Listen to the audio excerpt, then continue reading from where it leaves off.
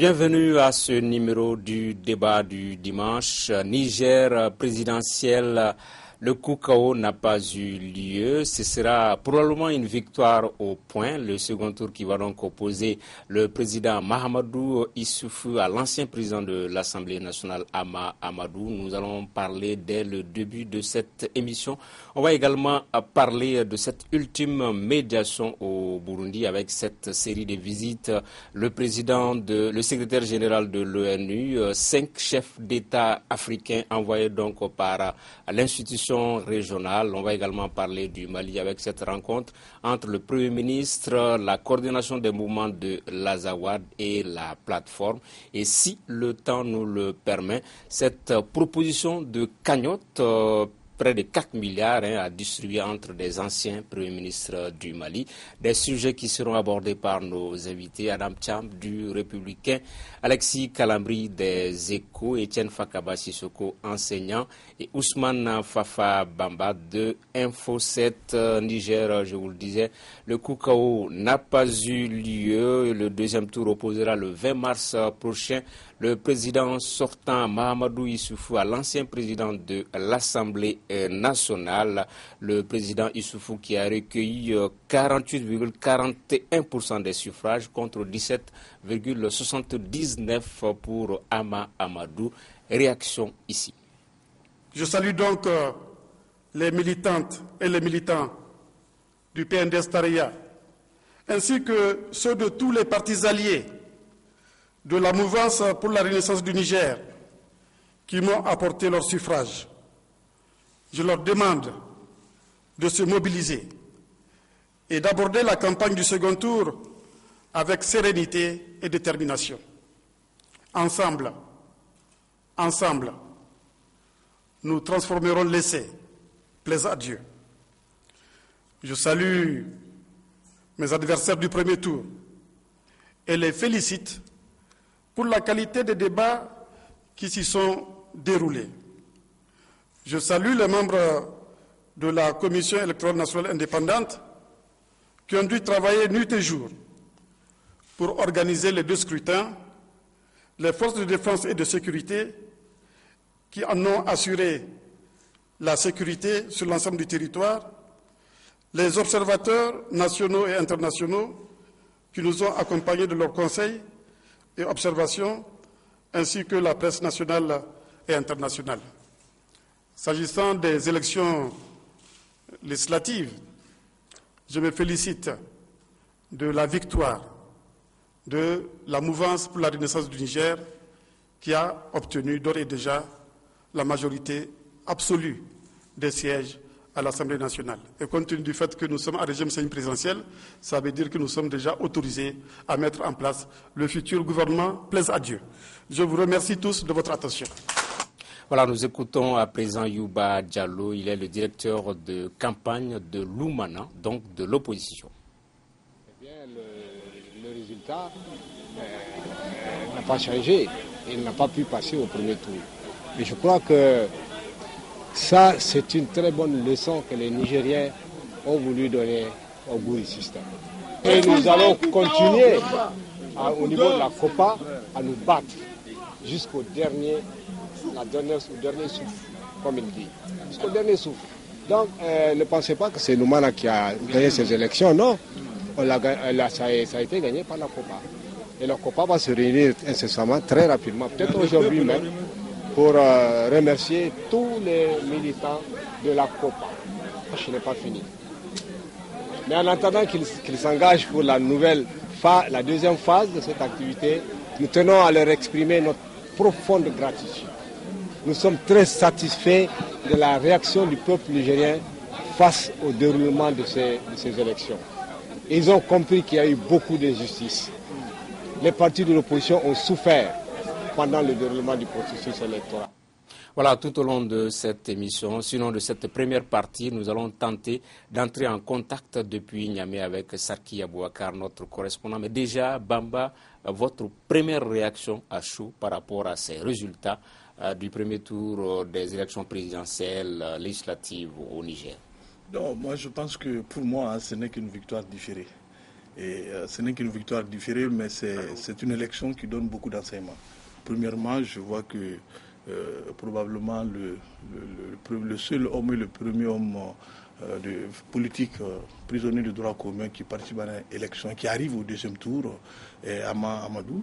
Et deuxièmement, il gagne un combat dans un combat parce qu'au sein de l'opposition, ceux qui l'ont fait sortir de son parti pour qu'il aille créer le sien aujourd'hui, il vient en tête aux législatives et il devient du coup le chef de file de l'opposition. Donc, il arrive en prison à être le challenger du président au deuxième tour. Deuxièmement, il arrive à s'imposer comme chef de file de l'opposition. Pour moi, c'est déjà beaucoup pour lui. Donc, c'est une victoire pour Amadou. Mais de l'autre côté, la lecture aussi que j'ai, c'est que le président sortant, de mon point de vue, prouve aussi la qualité de sa gouvernance, parce que c'est rare de voir un président en exercice organiser des élections et arriver au deuxième tour avec autant d'écart sans tripatouillage. Oui, c'est quelque chose à saluer. Alexis Calambri. Oui, je pense que c'est vraiment une victoire pour Issoufou, le président sortant. Tous les observateurs ont parlé d'abord de la qualité de l'organisation et de la mobilisation. Donc, en fait, lui-même n'a jamais parlé d'un coup KO, mais ce qui s'est passé, c'est que il a permis en tout cas que les choses se passent bien. Je pense qu'à ce niveau, c'est déjà salué. Ok. Une victoire du président Issoufou, d'aucuns pourraient peut-être dire une défaite, puisque si déjà au niveau de la prison, Amadou parvient à avoir 17% sans campagne, imaginez s'il était en liberté. C'est clair qu'avoir le discours triomphaliste du président, c'est qu'il n'a rien tiré comme enseignement de ces élections-là. Malgré l'organisation chaotique des élections, parce que ça s'est tenu 2 jours, contrairement à ce que Alexis disait, c'est des élections où les bureaux de vote, où la quasi-majorité des bureaux de vote n'ont pas pu s'ouvrir à temps, où des gens ont été obligés avec des lampes torches de faire le dépouillement, où l'opposition a émis énormément de réserves sur la façon dont la centralisation a été faite, etc., etc. Donc, dire que les observateurs ont applaudi cette élection-là, moi j'ai des réserves. Mais dans l'enseignement, vous l'avez rappelé qu'un homme politique qui n'a pas fait de campagne, qu'un homme politique qui n'a pas pu s'adresser à l'électorat, mais que malgré cela, il arrive au second tour, c'est une victoire pour lui, c'est une victoire pour ce peuple-là qui dit non à ceux qui qualifient de bilan élogieux le bilan du président Issoufi. Donc, au-delà de ces observations-là, pour terminer, c'est de dire qu'aujourd'hui, la question fondamentale, c'est de savoir est-ce qu'il va tenir, oui ou non, à remporter au second tour. Parce que si on fait de l'arithmétique, même si une élection, ce n'est pas de l'arithmétique, si on fait le calcul, la COPA a 40%, à plus de 40% aujourd'hui des voix, plus les 17% de Ama, ce qui fait une majorité pour qu'il passe. Si on fait de l'arithmétique aussi, la majorité, puisqu'il y a des candidats déjà qui ont commencé à dire qu'ils vont se rallier au président sortant, et si on fait de l'arithmétique, en suivant ta logique, le président sortant, on peut estimer à plus de 50%. Justement, non, parce pour que la COPA, parce que uniquement la COPA, c'est pas la COPA uniquement qui décide de se rallier. Okay. Le troisième de cette élection, qui a été exclu du président du parti justement de Issoufi, n'a pas encore parlé. Oui, Adam Cham, sur ce premier tour de table. Oui. Déjà, il faut dire que le processus électoral du Niger était un processus considéré comme excellent dans toute la sous-région. Je pense que cette année, les problèmes matériels réels, plus les contestations politiciennes, mettent en danger effectivement la réputation du processus électoral nigérien. Et c'est le Niger qui y perd au-delà du personnel politique, premièrement. Deuxièmement, le président Issoufou, avec 48% des voix, fait beaucoup plus qu'en 2011 où il avait 36%. La majorité présidentielle et son seul parti ont 90 députés, son seul parti a 70 députés contre 40 dans la législature sortante, et ils sont la majorité présidentielle à la majorité absolue du Parlement, et c'est beaucoup. Et ce que je voulais aussi mettre en relief, il y a énormément de publicité faite sur le score de Hama, mais Hama a reculé par rapport à son score de 2011. Et ce qu'on ne dit pas assez, c'est que c'est le MNSD qui a perdu. C'est le parti de Oumarou Seynou qui était deuxième à l'élection précédente, fait pratiquement moins que la moitié de son score de 2011. Ça veut dire simplement que ceux qui ont rejoint, les dissidents du MNSD qui ont rejoint le président Issoufou dans son parti, comme le Badé, etc., ont été d'un apport très, très, très appréciable. Ok, nous allons tenter de joindre Sarki Aboubakar, notre correspondant à Niamey. Sarki, bonsoir. Bonsoir, Sekou. Oui, Sarki, de manière générale, comment est-ce que ces résultats ont été accueillis au Niger par les populations? Oui, Sekou, il y a une évidence, c'est que ces résultats ont été accueillis favorablement par l'opposition politique réunie au sein de la COPA, la Coalition pour l'alternance demi-cercle, qui, permettez-moi l'expression, se voit dotée, je dirais, d'un nouveau souffle et surtout d'une nouvelle stratégie pour aller au second tour, malgré les dénonciations de cas de fraude faites par cette coalition. L'échec du coup KO, du PNDS ou de la mouvance pour la Renaissance est déjà qualifié comme une victoire pour l'opposition politique, même si on sait que l'enjeu est de pouvoir gagner ces élections. Alors, s'il y a victoire pour l'opposition, il y a quelque part une déception pour le parti au pouvoir qui était si près du but avec ses 48,4%. Déception aussi parce que le coup KO voulu par la mouvance présidentielle sonnait comme une évidence pour une catégorie de militants et même de la population. Parce que vous savez, le président sortant annonçait durant sa campagne qu'il était le candidat d'une coalition de 43 partis politiques. Okay. Le point positif, vous avez écouté les traits du président. Le point positif, c'est déjà cette majorité obtenue à l'Assemblée nationale. Et je dirais que ce score de 48,4% du parti au pouvoir est considéré par les militants de cette mouvance présidentielle comme très encourageant pour la suite des événements. Sarki, merci. Juste une question par rapport au jeu des alliances. Est-ce que, par rapport au deuxième tour, la carte politique du Niger pourrait être chamboulée? Les jeux des alliances, ça s'annonce comment? C'est que la carte politique au Niger et le jeu des alliances, comme vous le dites, vous savez, je pense que cette carte politique a d'ores et déjà changé par le simple fait que le MNSD, le parti du chef de file de l'opposition, perd désormais cette position et se profile, quoi qu'il advienne, au second tour.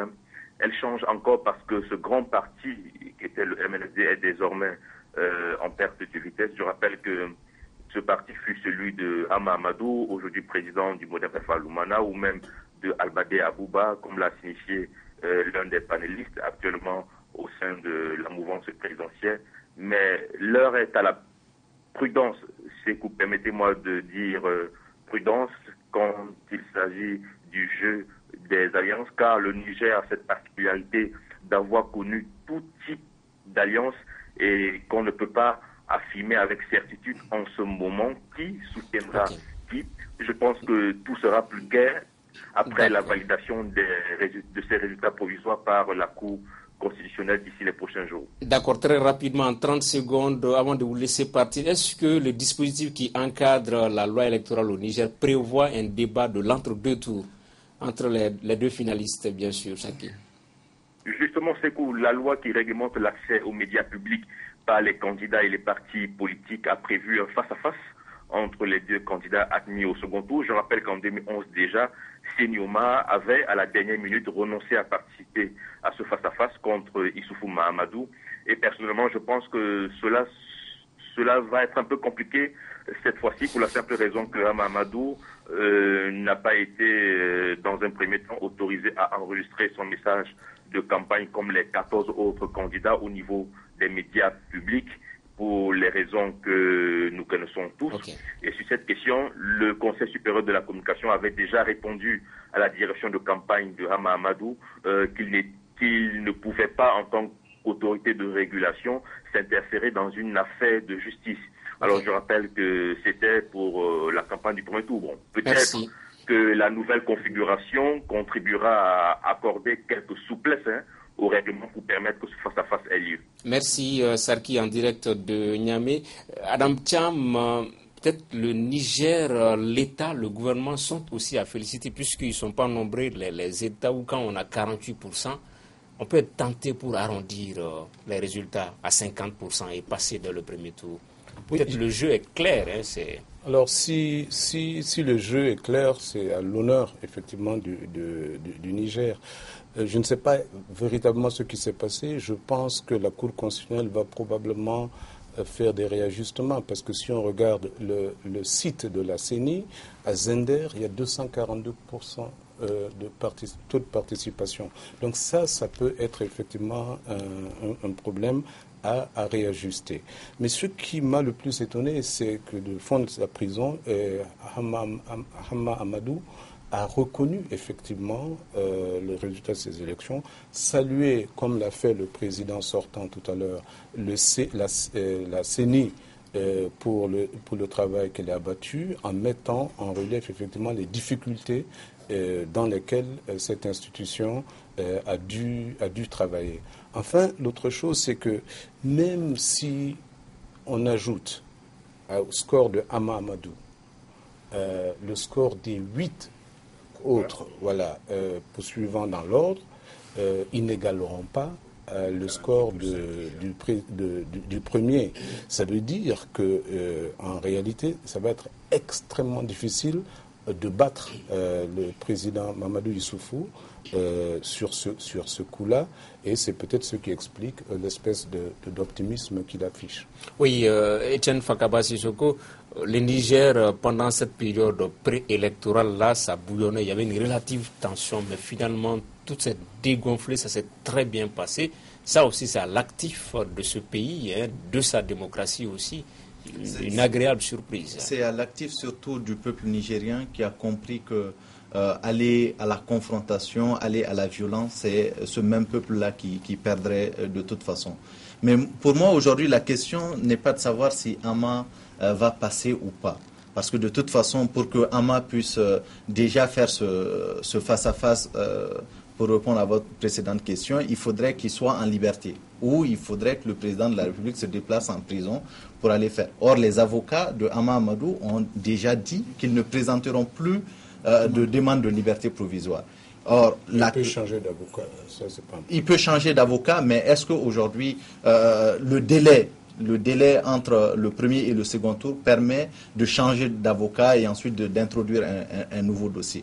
Moi, la question fondamentale, c'est surtout, comme je l'ai dit tantôt, c'est le message qu'on doit retenir de ces élections. C'est d'abord que aujourd'hui, le peuple nigérien veut faire comprendre au président de la République que Hama Amadou, en le battant dans la capitale, montre une fois de plus son désaccord face à cette politique-là qui a des lacunes dans le domaine de la gouvernance, des lacunes dans le domaine de la sécurité, même si ils arrivent à faire face à Boko Haram. Ok, on vous le concède, ces lacunes si vous le dites, mais il y a une région également, la région de Difa, par exemple, où sévit Boko Haram, où le président a fait le plein de voix.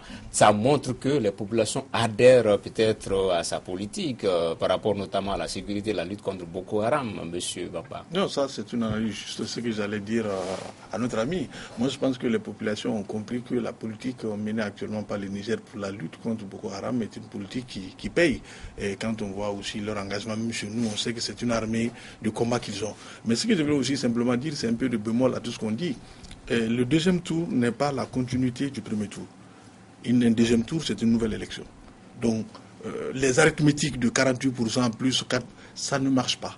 Il faut que les deux camps travaillent comme s'ils étaient à une nouvelle élection. Il ne peut pas travailler, il est en prison. Voilà. Donc, il est en prison pour pour les raisons que vous savez. D'abord, la Cour constitutionnelle a donné raison en disant qu'il ne pouvait pas s'interférer dans des affaires. Voilà. Et il y a aussi la CEDEAO, la commission de la CEDEAO, qui a donné raison au pouvoir en disant que le processus pouvait continuer.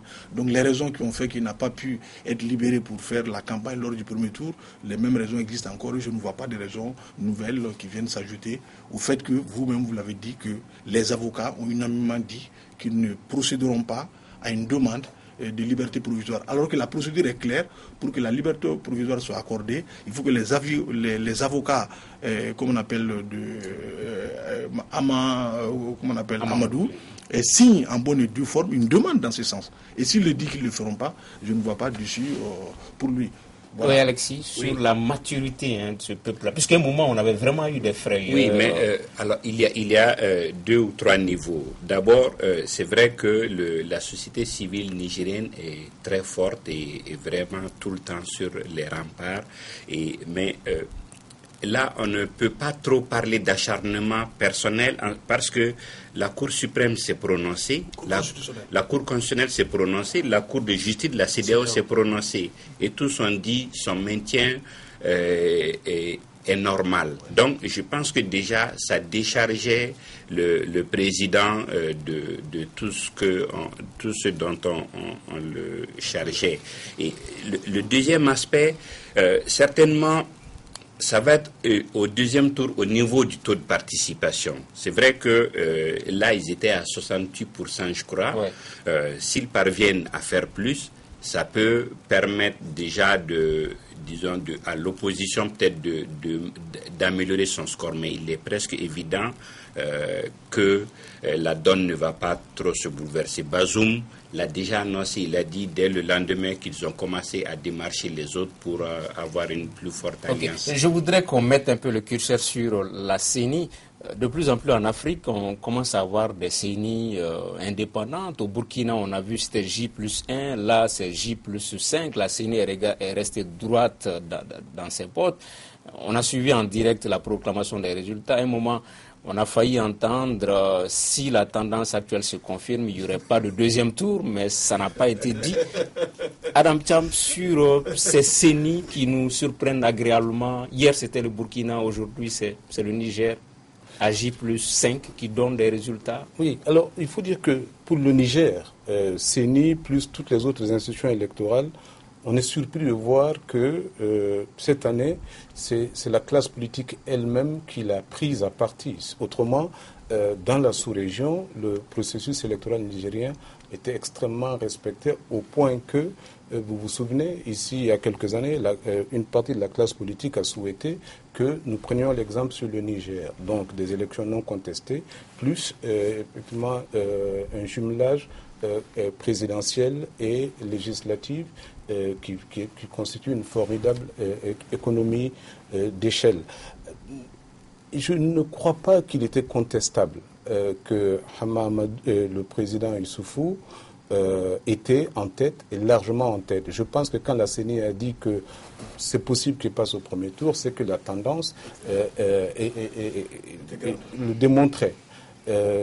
Et la tendance le démontrait non pas parce que on a tripatouillé ou autre, je vous assure, il faut voir ce que le Niger a réussi comme projet de transformation de l'économie de la société nigérienne. Et puis on se dirait, mais effectivement, si on n'est pas dans un pays où les clientélistes, où les calculs politiciens sont très forts, où les jeux tribaux peuvent intervenir, mais le bilan du président sortant est un bilan extrêmement élogieux. Oui, Étienne, ensuite Bamba. Lorsque moi j'entends Adam parler de cette façon, je me demande quel indicateur est-ce qu'il a pour parler de la sorte. Parce qu'aujourd'hui, vous demanderez n'importe quel analyste ou spécialiste, il vous dira que le premier indicateur de développement d'un pays, c'est l'indice de développement humain, qui mesure les performances d'un pays en matière de niveau de vie, en matière de... Voilà. Donc, lorsque vous regardez les 5 dernières années, vous remarquerez que le Niger n'a pas bougé dans ces 5 dernières années. Le seul classement dans ces derniers mois où le Niger a eu un regain, a eu un gain de 5 points, c'est dans le cadre de l'amélioration du cadre des affaires. Donc aujourd'hui, dire que nous sommes dans un pays où tout va bien, où il y a des sentiers partout, où il y a... Moi, je dis il faut relativiser parce que les indicateurs de croissance économique, les indicateurs de niveau de vie, les indicateurs montrent le contraire. D'accord, on va laisser Adam réagir avant de venir à vous. Mais c'est les mêmes économistes qui, après, vous disent que le taux de croissance ne mesure rien. Et ce n'est même pas exact en plus. Ce n'est pas exact de la part d'un économiste de ne pas savoir que tous les indicateurs macroéconomiques du Niger sont au vert et salués par la communauté internationale. Donc, c'est étonnant. Vous partez de 0 on va le laisser terminer. Laissez-moi terminer. C'est étonnant qu'un économiste ne le sache pas s'il est de bonne foi. Premièrement. Deuxièmement, ce n'est pas que l'économie, on ne mange pas que l'économie. Et le Niger a fait des bons sur d'autres plans, même si, effectivement, il est considéré comme un pays où la corruption prévaut encore. Le Niger a grignoté des points, 3 ou 4 points ces derniers temps. Et ensuite, ce n'est pas vous qui jugez, c'est le peuple nigérien qui juge. Même l'opposition nigérienne vous dit, écoutez, en ce qui concerne Niamey, c'est la vitrine d'un Niger nouveau que nous voyons. Et vous regardez, le Niger était déjà un pays qui était abonné aux biscuits vitaminés du HCR et autres. Okay. Depuis l'arrivée de ce pouvoir, effectivement, s'il y a des sécheresses, il n'y a pas encore de famine. D'accord, Bamba. Non, moi je voulais simplement dire que Adam doit quand même relativiser un peu ce qu'il dit et ne pas trop s'attaquer à Etienne. Ce qu'il dit est fondé, il faut partir des indicateurs. Aujourd'hui, sur le plan des infrastructures, on peut peut-être... Non, personne ne s'attaque à personne. Oui, je veux dire simplement... Non, mais il a dit clairement qu'il y a un économiste. Je dis c'est pas courtois, c'est pas courtois. Je dis simplement que aujourd'hui, du point de vue des infrastructures, tout le monde reconnaît que le Niger avance. Mais moi, j'ai des amis nigériens qui sont dans le Niger profond. Je n'ai pas terminé. Dans le Niger profond, qui me disent le contraire. Mais pour revenir simplement aux prouesses des CENI, je veux simplement dire que ce n'est pas surprenant. Avec l'avancée des nouvelles technologies aujourd'hui. Il y a énormément de plateformes qui existent, qui permettent de donner le résultat des élections le jour même si on est bien organisé. Avec, vous avez vu par exemple la couverture du pays par le GSM et l'organisation. On a vu le Sénégal, ils sont capables de donner les élections à un temps record. On a vu l'apport de ces technologies dans la collecte, dans la remontée des informations. Donc pour moi, les CENI sont de plus en plus en train de s'adapter à l'évolution technologique. Ils sont en train d'être plus outillés. Ils ont en ce moment, avant qu'hier, ils ont maintenant des outils qui leur permettent de proclamer les résultats aussi rapidement, comme les partis aussi. D'accord. Non, juste une précision. C'est-à-dire, autour de ce plateau, on essaie de décrypter, sinon s'il s'agit de juger du bilan de Mahamadou Issoufou. Le peuple nigérien, il a fait un choix, il a voté à 48%. Voilà, Alexis Calambri. Je vais juste ajouter que, effectivement, son bilan est plus que logé, au point qu'il avait commencé par les 3 N. C'était extraordinaire, les Nigériens nourrissent les Nigériens. Au point que c'est un programme qui a été récupéré par lui et moi, qui a mis en place tout un programme maintenant piloté par lui pour booster l'agriculture dans la zone. Maintenant, effectivement, pour rejoindre Bamba, les CENI sont beaucoup aidés par les nouvelles technologies de la communauté. Vous avez vu même en Centrafrique, dès que les élections finissent, chacun coulait à la radio et à la limite, tout le peuple compte en même temps. Je pense que ça joue beaucoup sur... Etienne, si c'est pour avancer... Non, si c'est pour avancer... C'est vraiment pour avancer, pour dire que moi je ne suis pas dans un griotisme béat. Je parle d'indicateurs. Je parle d'indicateurs. Et aujourd'hui, quand vous parlez de politique agricole, une chose est de mettre en place une politique agricole, une autre chose est de pouvoir tirer bénéfice de cette politique agricole. Et aujourd'hui, vous nous parlez de famine, vous nous parlez... Ces actions sont comptabilisées dans les indicateurs macroéconomiques de ce pays-là.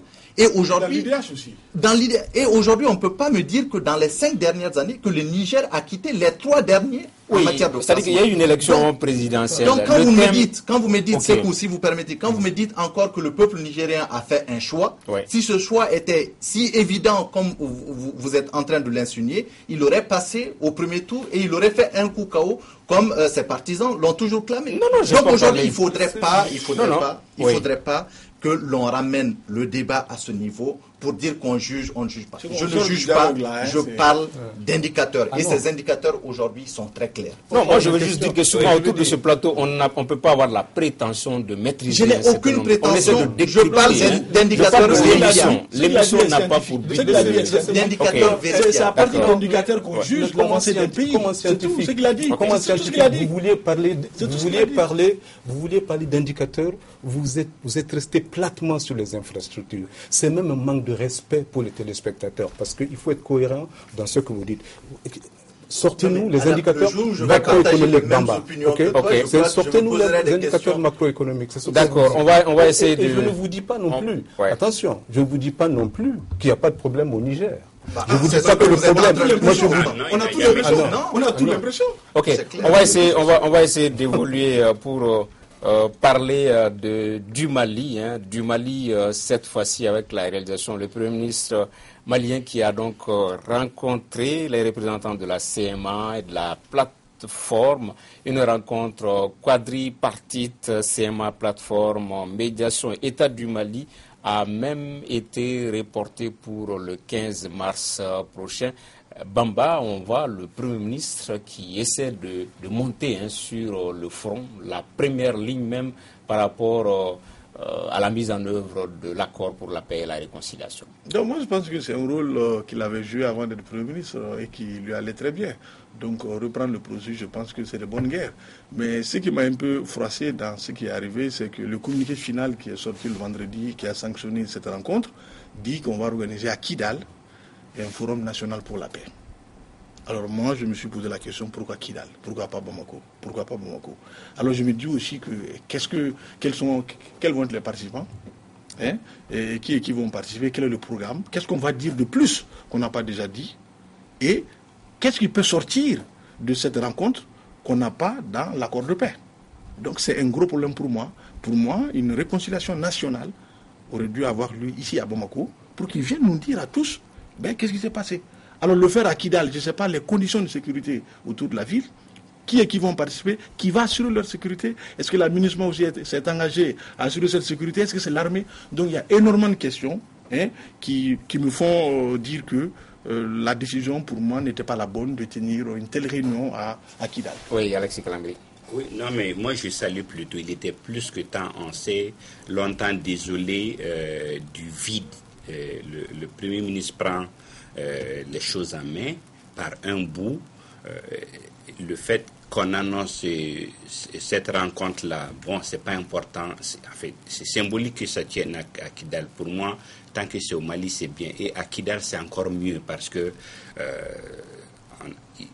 ici, en tout cas, on a l'impression que Kidal s'est exclu pendant longtemps de la République. Le fait que tout le monde se retrouve là, qu'on discute de la paix est une bonne chose. Et l'accord d'Alger est juste un cadre. C'est le contenu maintenant qu'on doit mettre qui tardait à se mettre en place. C'est vraiment encore une fois une bonne chose et je pense que le choix de Kidal est encore mieux. Etienne? Non, je crois que ça va être un forum de plus dans la mesure où rien de nouveau ne sortira de cette rencontre. Parce que tout ce qui devrait être dit a été déjà dit à Alger et tout ce qui devrait être fait dans le cadre de la mise en œuvre de l'accord, c'est ce qui traîne. Donc s'il y avait des actions à entamer, c'était plutôt la mise en œuvre effective de l'accord. Je veux parler de la démobilisation, je veux parler du processus de DDR, je veux parler du retour de l'administration, surtout du retour de l'administration à Kidal. Je veux parler des questions sécuritaires qui sont aujourd'hui dans cette ville. Donc aujourd'hui, lorsque vous écoutez l'interview que les membres de la plateforme et de la CMA ont accordé à Studio Tamani, il est clairement dit que ça va être dans la continuité de l'accord d'Anefis. On ne parle même pas de l'accord d'Alger. Or, aujourd'hui, comme je l'ai toujours dit, le document de travail, c'est l'accord d'Alger. Donc, la question qu'on se pose, c'est de savoir est-ce qu'on met au placard l'accord d'Alger et finalement que c'est l'accord d'Anefis qui va être mis en œuvre et que cette rencontre-là se place dans ce cadre-là. Adam Thiam, c'est la question. Alors, cette rencontre, il faut voir déjà le contexte. Il y a des chefs militaires et politiques des mouvements armés qui étaient à Bamako, qui ont rencontré le président de la République. Il y a des chefs qui ont rencontré le Premier ministre. On est en train de parler du cantonnement. Et puis, il y a un dégel, une normalisation entre le Gatia et la CMA. Et le communiqué officiel du gouvernement, et c'est quand même important de lire le communiqué officiel du gouvernement, parce que c'est ça qui est important. Il dit c'est pour parachever l'accord, le processus d'Alger. Il ne parle pas d'Anefis, même s'il est vrai que le communiqué de la CMA, effectivement, lui, CMA Gatia, parle de parachever le processus d'Anefis. Ma grosse inquiétude, c'est comment est-ce que... Et puis, en plus, ça donne la possibilité au Premier ministre d'être à Kidal. Or, depuis la visite de Moussa Mara, il n'y a pas eu de Premier ministre là-bas. Les Maliens sont impatients de voir l'administration retourner à Kidal, le drapeau national flotter à Kidal. Si ça donne l'opportunité au Premier ministre d'y aller, ça n'est pas mal. Mon inquiétude, c'est comment est-ce que cette réunion peut parachever le processus d'Alger qui quand même contient beaucoup de choses, y compris les élections, le cantonnement, les mesures transitoires, je ne sais pas. Ok. Est-ce qu'il n'y a pas de la diversion? Aujourd'hui, les efforts auraient dû plutôt être focalisés sur la mise en œuvre de l'accord. Il y a une feuille de route, un chronogramme, au lieu de divertir avec des forums, l'accord d'Anefis. Il y a un accord, l'accord d'Alger. Il faut peut-être s'attaquer tout simplement à sa mise en œuvre, point final. Est-ce que tout cela, ce n'est pas de la diversion finale? Non, moi je pense... On n'est pas en train de s'éloigner de l'essentiel. Non, moi je pense... D'abord, je ne sais pas de quel communiqué il s'agit. Moi, j'ai vu le communiqué signé par le ministre de la Réconciliation, Amadou Konaté. Ce n'est pas signé du Premier ministre. Dans ce document, il y a 2 points. Le premier point, c'est effectivement la tenue de cet accord, de ce forum pour la paix. Mais on parle d'Anefis dans ce texte. Absolument. On parle d'Anefis dans le texte, vers la fin. Vers la fin, et c'est signé par... Je peux terminer? Non, c'est signé par le ministre de la République. Non, alors, je ne sais pas... je vais terminer. Je ne sais pas, pour une rencontre, s'il faille avoir 2 communiqués. Pour moi, c'est un communiqué qui sanctionne les rencontres. Alexis Kalangui, très rapidement avant de continuer. Il faut le dialogue. C'est un cadre qu'il faut pour se rencontrer. Et effectivement, si vous avez lu le communiqué, en tout cas que moi j'ai lu, publié par la primature. C'est signé par qui? C'est signé du gouvernement. Non, qui a du gouvernement signé? Le communiqué du gouvernement s'est intitulé. Ouais. Et voilà, donc le communiqué vraiment parle du parachèvement du processus d'Alger. Définir les cadres. Déjà, on avait commencé le processus de DDR. Il y a plein de questions en suspens, dues plutôt au fait que le gouvernement ne bougeait pas. Ça, c'est cet aspect qu'il ne faut pas oublier, qu'il ne faut pas négliger. On en est là, de mon point de vue, parce que le gouvernement ne bougeait pas. Mais le fait, certainement le 15, nous aurons le Premier ministre à Kidal, certainement 100 heures, et c'est un symbole fort. Nous le souhaitons. Ok, très rapidement, Etienne, avant de conclure ce point. Non, le processus de DDR dont Alexis est en train de parler, qui bloquait ça? Ce n'est pas le gouvernement qui a bloqué ça, mais c'est plutôt la CMA qui avait refusé à l'époque d'identifier ces sites. Donc, dire que la faute incombe au gouvernement, moi je dis pas non.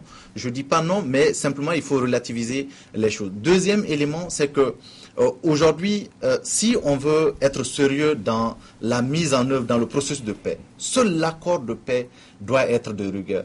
Et les élections pour mettre en place les autorités de transition, c'est toutes ces questions-là qui doivent aujourd'hui être débattues et non nous divertir par d'autres dialogues. Oui, Adam, si on observe ce qui se passe autour de Kidal ces derniers jours, il y a comme un repli identitaire qui risque de porter un coup fatal à l'État dans cette région du Mali. Je crois qu'il faut quand même, oui, c'est vrai, mais le premier point du texte, du communiqué du gouvernement, c'est qu'on va discuter à Kidal des mesures transitoires. Donc ça c'est réglé. Maintenant,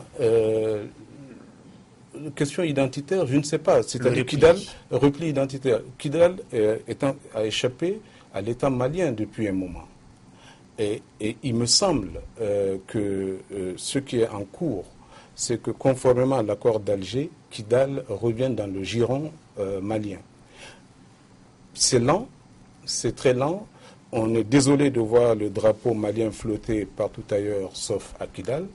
Mais je pense effectivement que si cette rencontre du 15 se déroule avec la participation du Premier ministre, avec une discussion en profondeur des 4-5 grands points qui seront examinés, effectivement, ça va être un bon point de départ. D'accord. On me signale qu'on a 5 minutes pour conclure. Juste, oui. C'est-à-dire qu'il y a deux communiqués. Et le communiqué qui semble être plus officiel, c'est le communiqué qui est signé par le président, comme on appelle de la plateforme Aruna, et par ce Ould Sidati et le ministre de la République. Ce que je voudrais souligner et saluer, c'est que aujourd'hui même, il y a une rencontre opposition, majorité et mouvement armé. Donc je pense qu'il y a une dynamique de paix qu'il faut vraiment soutenir. Ok, un peu d'humour pour conclure l'émission avec cette caricature qu'on a piquée sur Mali Web. Ça va venir tout de suite avec la réalisation des anciens premiers ministres maliens dans la banque d'attente pour les anciens premiers ministres donc, et on voit le président de la République lui-même, mais peut-être que vous ne parvenez pas à lire, mais le président, sur la caricature, je cite, « Votre caissier que je suis, je prends ma part d'abord, puisque charité bien ordonnée commence par soi-même. » Alexis, c'est vrai que c'est les informations qu'on a apprises, ça et là, c'est encore des propositions, ces primes, cette cagnotte aux anciens premiers ministres, elle vous inspire quoi déjà, cette cagnotte? Non, c'est moralement inacceptable. Au-delà de toute raison d'abord, c'est moralement inacceptable. Et c'est vrai qu'il y avait des débats, mais franchement, personnellement, j'espère que ça n'ira pas au-delà de cet aspect-là. Oui, c'est d'abord moralement inacceptable. Oui, Étienne? Il y a le projet qui a circulé un moment, mais je crois que vu la réaction de l'opinion, il a vite été abandonné.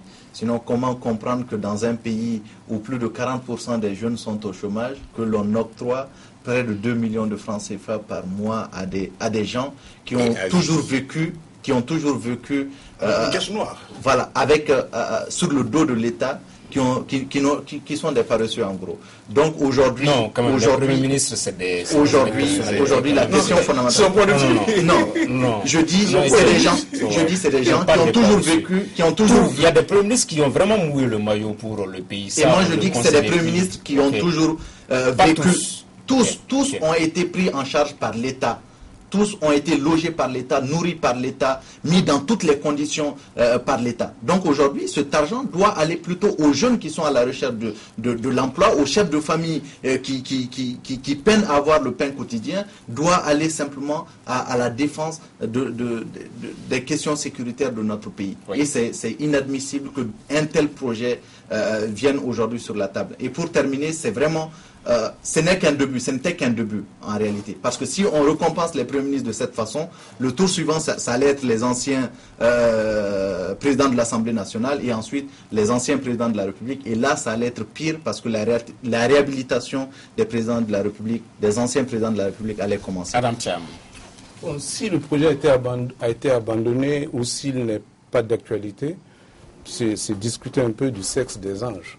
Mais pour le principe, un ancien Premier ministre de mon pays, s'il a mouillé le maillot, parce que c'est une fonction très exaltante, très prenante, etc., j'ai aucun problème à ce que mon État lui verse 2 millions. J'ai aucun problème à le voir. À la retraite. J'ai aucun problème avec ça. Et si je pose ce problème, je dois poser aussi le problème des anciens présidents de la République. Eux aussi, ils avaient des caisses noires.